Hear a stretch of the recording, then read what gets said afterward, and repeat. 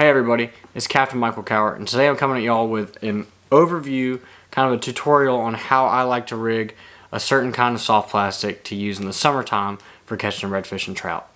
Today we're going to be going over the jerk shads and the streaks, which you can kind of clump into the flukes.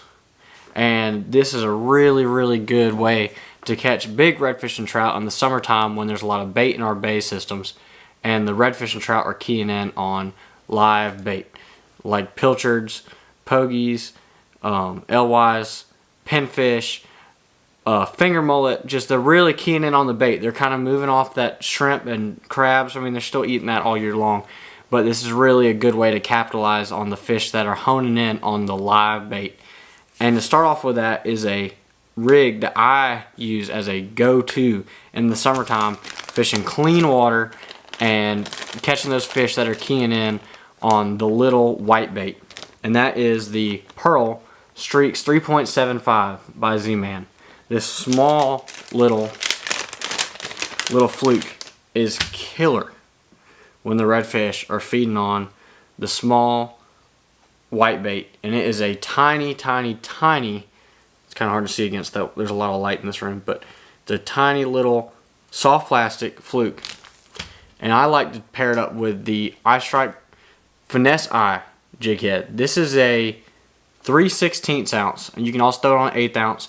I really like the 3/16 ounce because a lot of times I'm fishing slightly deeper water whenever they're keying in on the bait. It may be 2, 3, 4, usually that 3 to 4 foot range of water depth whenever the fish are feeding on the small white bait.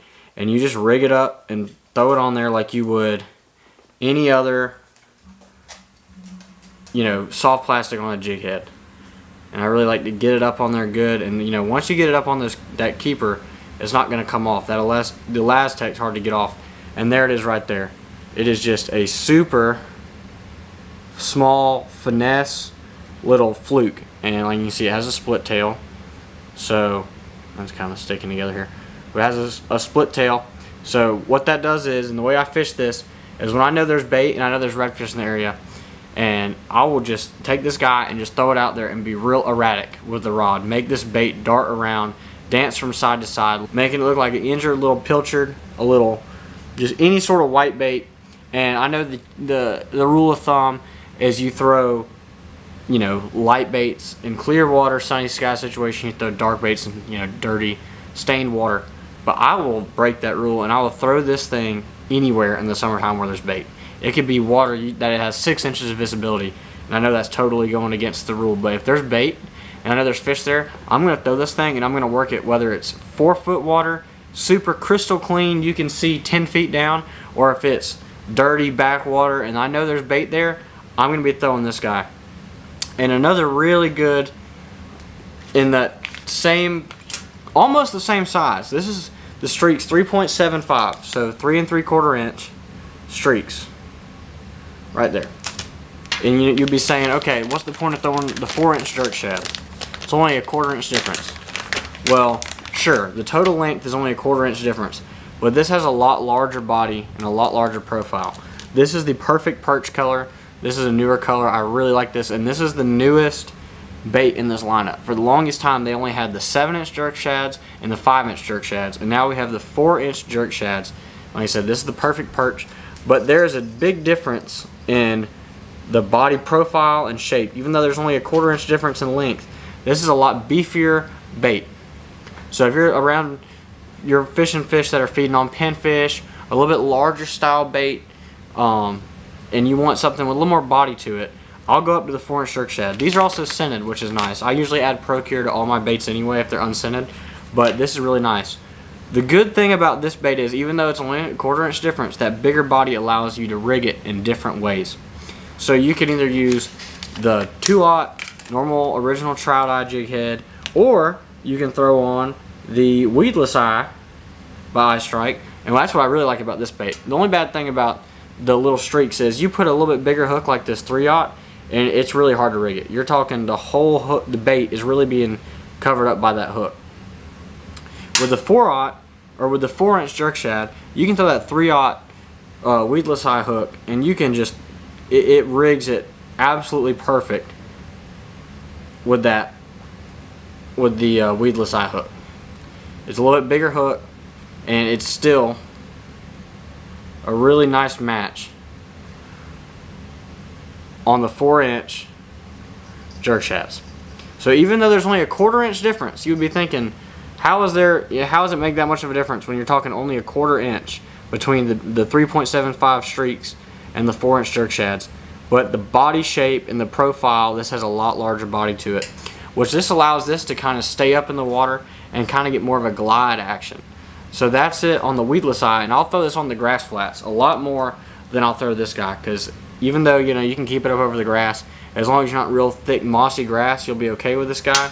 But you start fishing in some thick mossy grass, you're gonna want that weedless hook. Or another thing I like about the 4-inch jerk shads is you can also throw it on the new Texas eye hooks. So I strike Texas eye hooks. I didn't give y'all a really good visual right there, but this gives it a different approach.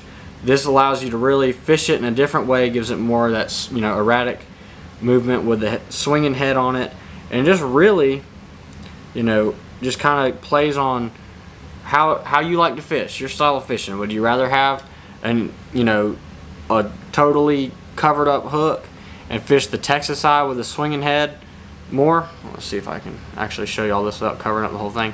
So there you go, you got that head that's free swinging there. So this is the same bait. You got it on the Texas eye, or you got it on the weedless eye. So this is your normal traditional jig head, the exposed hook with just the weed guard, or you got the totally concealed, covered up hook in the Texas eye. So that gives you two completely different options as far as rigging the 4-inch jerk shads. Or you could throw these on like a Mustang grip pin hook if that's kind of your style. I usually throw it on one of these two. You can either go with the Texas eye if that's more your style, if you're kind of fishing a little bit. I would throw this if I'm using a little bit shallower water. It's kind of making a lot of contact with the bottom because you can pause it. The head will sit on the bottom, and this will get that free swinging if you're throwing a little bit slower, kind of bouncing off the bottom more. Or if you're fishing it above the grass, but you might be running into some grass, that's when I throw the weedless eye head. But really, they're gonna eat either one. You can always use one a little more optimal in the situation, but both of them are really good setups, and that's what I like about the 4-inch jerk shads. Even though it's only a 1/4 inch difference from the old 3.75 StreakZ, but you can really tell the difference. This kind of it comes out of the belly a little bit different. It has more of a tapered in tail and a little bit smaller profile than that 4-inch jerk shad. This kind of looks like those little white baits, those little pilchards and little pogies and stuff that you catch, and you see all those guys use them for live bait. That's one way to compete with them. Then moving on to the original, the OG, the 5-inch tinted jerk shad by ZMan. So this is the original. This is actually the first bait that got us using ZMan, was the jerk shads. This is such an awesome bait. This is the Houdini color. This is the 5-inch jerk shad, and this is what really got us hooked on ZMan, because we were throwing other brands in the summertime. They're getting tore up by pinfish and everything else, and you're re-rigging and you're going through packs and packs and packs. And this is what got us hooked on the ZMan, because that Elastec body, you're not going to tear them up. And how we like to rig them is, preferably, if I'm going to be throwing one of these, I'm going to be throwing it on the Mustang grip pin hook. This is a 5/0. This is the 1/8 ounce, which I really like to throw the 1/8 ounces, because this kind of keeps it up on the surface. Kind of keeps it right on the surface, kind of just underneath the surface of the water, just darting around, twitching. It'll make contact with the surface and kind of flutter down. You twitch it and it'll kind of dive back up and down. This is the Houdini. Like I said, this is a really good color. This is one of my go-to colors. If I had to have two colors, it would be Houdini and Pearl. That'd be it. Obviously there's times where you want to change up a little bit. Red bone's a really good color too, a little bit more white belly on it. But this is that tan, kind of brown greenish with the flake, the red, green, and a little bit of like gold flake in there. It's an absolutely amazing color. Again, split tail on this guy. This is on the Mustang grip pan hook. This is the 5/0, 1/8 ounce, like I said, and that 5/0 really gets it, to fit the profile of the bait really well. And that, you're talking only 1.25 inches difference from the first one we covered, the 3.75 StreakZ, but this seems like a giant bait compared to the little StreakZ. So it's really a full spectrum. And then you go up, you can get the 8-inch streaks, which is the StreakZ XL. You can get the 7-inch jerk shads. You know, there's tons. Z-Man makes tons of fluke style baits for anything from tarpon, cobia, to all the way down to trout and reds. And everyone always kind of gave me a hard time when I first started using these, because this tiny little 1/0 hook and this little bait, and they're like, how do you get a good hook set?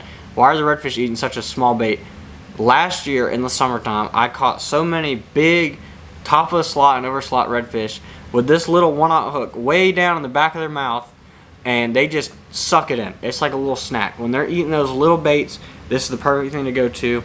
When they're on the little bit larger baits, the finger mullet, that kind of deal, it's really hard to beat the 5-inch original jerk shads. And then anything in between, you got the original, or the 4-inch jerk shads, the scented jerk shads. And you can still throw the Texas eye on here. You can still throw the weedless eye on here. It works fine. But I kind of like to find a hook that, you know, your hook's not taking up the whole bait. So like here, the 1/0 is perfect because it's coming right back down to where the main meat, the main body of the bait is coming to an end. It's starting to taper down to the tail, and that really doesn't hinder your action. You're still getting a lot of swinging movement out of that tail. Same thing with here. You know, you're getting right where that belly's starting to come back and start to taper down to the rest of the body. Perfect for the 5/0 grip pan, and same thing on these guys. So I mean, this is actually probably taking up the most body, but the good thing is with that swinging head, you still get a lot of action out of it. So that's kind of a full spectrum view on the fluke style baits I like to use for redfish, and this will probably be from here all the way till winter. I will have at least one rod with one of these guys rigged up, maybe two, so if I need to get out and throw out again real quick, I'll have another one on standby.